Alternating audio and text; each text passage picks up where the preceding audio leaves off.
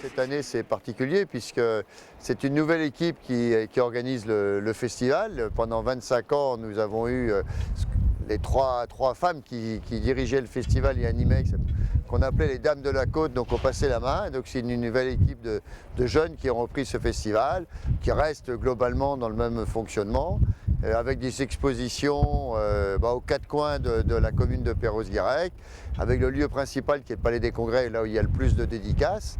Cette année, l'invité d'auteur, c'est Dany, qui est un auteur belge.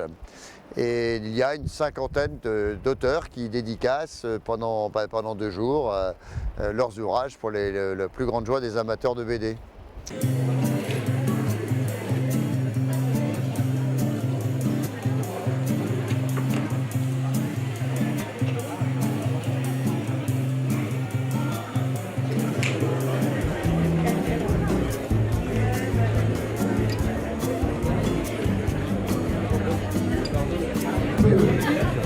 Si, c'est émouvant, je peux l'assurer, ça peut même être plus que ça. Ça a déjà commencé.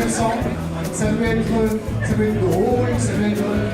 Alors on a plusieurs expositions. Une exposition qui a été marquante pour nous, c'est l'exposition Franck Giroux, parce qu'elle a été réalisée en hommage à Franck Giroux, scénariste qui est décédé l'été dernier. Et plusieurs auteurs se sont impliqués pour construire cette exposition. Donc d'abord son épouse, Virginie Greiner, et puis des scénaristes, des dessinateurs qui ont travaillé avec lui, qui nous ont envoyé des planches originales. Virginie Greiner nous a donné également des carnets de voyage de son mari, beaucoup de matières premières, et c'est une exposition qui s'est construite. Ça venait des 4 coins de la France et c'est une très belle exposition.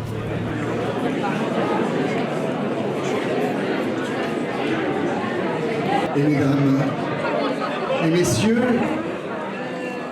et mesdames, et messieurs, le moment crucial, l'instant tant attendu, la minute trop swag de sa race qui déchire.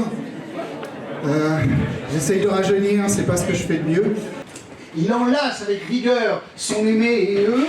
Évidemment, il compresse son estomac et que se passe-t-il? Évidemment, là, cette fameuse déflagration de gaz qui fait que, avec les multiples jupons de l'impératrice qui se gonflent, voilà, nous avons la fameuse montgolfière tout à l'heure. Donc cela fait ballon et voici notre Schluss et notre Sissi impératrice qui commence à s'élever. Ne me regardez pas avec ces yeux. Alors pour ceux qui voudraient, des jeunes, faire de la bande dessinée, tu peux nous parler un petit peu de ta formation et voilà, de ta vie de dessinateur, du début à maintenant très rapidement. Alors très rapidement, j'ai appris à dessiner principalement en cours de mathématiques, à l'école, et puis aussi un petit peu en cours d'histoire. Ça dépendait si le prof était sympa ou pas, ou si intéressant ou pas, quoi. Voilà.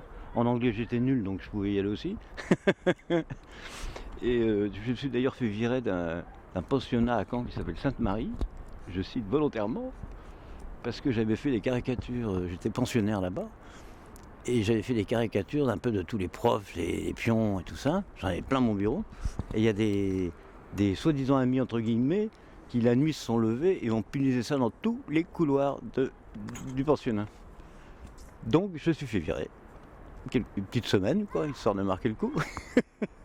Donc je me suis rendu compte ce jour-là que le dessin, si tu veux, avait une force, en tout cas, était un très bon moyen de communiquer des idées. Parce que là, c'était pas méchant. Mais eux, ça leur a pas plu du tout.